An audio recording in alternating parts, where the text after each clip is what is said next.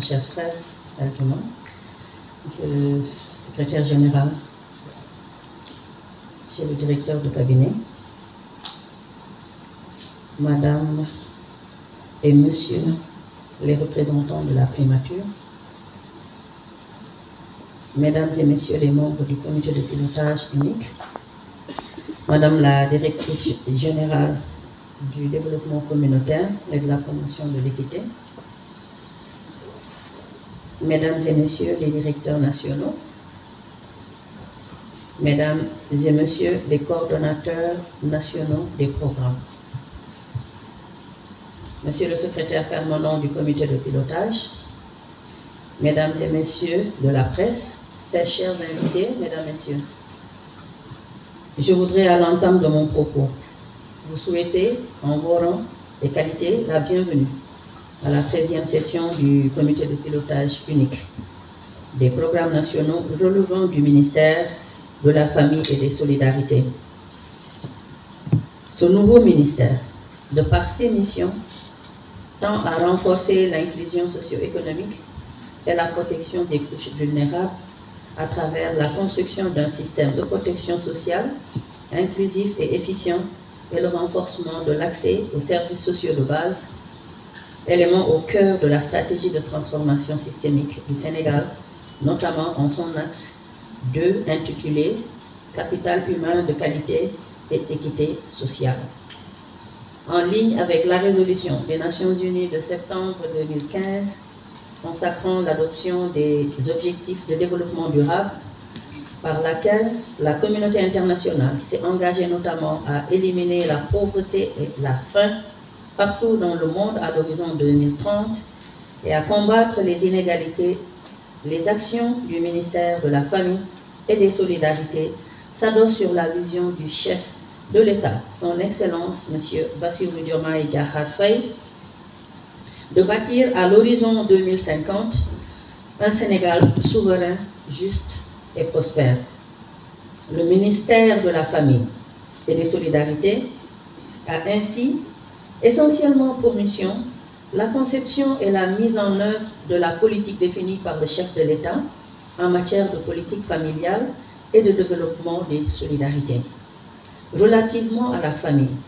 le département est chargé d'élaborer des politiques de développement social et de l'amélioration des conditions de vie de la famille et de veiller au respect des droits fondamentaux des femmes et des enfants, ainsi qu'à leur protection contre toute forme de maltraitance et d'exploitation. Il favorise le renforcement des capacités des femmes chefs d'entreprise. Au titre des solidarités, le ministère est chargé de mettre en place un cadre cohérent de planification stratégique, de pilotage et de suivi-évaluation des politiques de développement communautaire. Il participe à l'élaboration et à la mise en œuvre des politiques d'inclusion, de promotion de la cohésion et du développement des territoires. Il concourt à l'amélioration significative des conditions de vie des populations et veille à l'extension de la couverture sanitaire universelle et de la protection sociale des couches les plus défavorisées. À cet égard, le ministère a pour vocation d'apporter plus de cohérence, de lisibilité et d'efficacité dans la planification et la mise en œuvre des interventions de l'État en matière de lutte contre la pauvreté, la vulnérabilité et les inégalités sociales et territoriales. Dans cette optique, d'importants programmes, projets et structures d'inclusion socio-économique sont placés sous la tutelle de mon département ministériel, parmi lesquels les 3 programmes d'équité territoriale suivants. Le programme d'urgence de développement communautaire, PUDC, dont la vocation est de transformer les conditions de vie des populations et de lutter contre les inégalités sociales en améliorant l'accès aux infrastructures et équipements socio-économiques de base en milieu rural. Le programme de modernisation des villes du Sénégal, Promoville, qui vise la modernisation des agglomérations urbaines en les dotant d'infrastructures modernes et de qualité en vue d'améliorer le cadre de vie des populations. et le programme d'urgence de modernisation des axes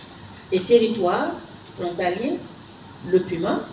destiné à assurer la sécurité et la promotion socio-économique des localités situées sur les axes frontaliers. Il s'y ajoute le projet de résilience et de développement communautaire, PRDC-VSF, qui intervient dans la vallée du fleuve Sénégal. Mesdames, Messieurs,